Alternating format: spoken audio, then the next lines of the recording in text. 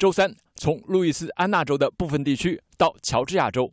美国东南部部分地区遭遇极端天气袭击，风暴风险等级升为4级，最大风力超过60英里每小时。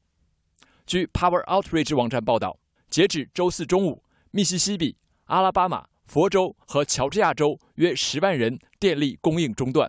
据目击者称，阿拉巴马州的阿布维尔和尤法拉至少遭遇了2场龙卷风，强风和棒球大小的冰雹摧毁建筑物，树木被吹倒，车辆被龙卷风卷走，并有人员受伤。据美国气象部门表示，佛州狭长地带、俄克拉荷马、德州北部和堪萨斯南部地区强风暴将持续到周五，并会向西北延伸。与此同时，德州、佛州和路易斯安那有超过3300万人受到高温警报。气象局周四称，热浪会继续席卷美国南部大部分地区，并将向东侵袭路易斯安那州南部。德州南部高温可达120华氏度，摄氏49度。新唐人电视台记者于良、江迪亚综合报道。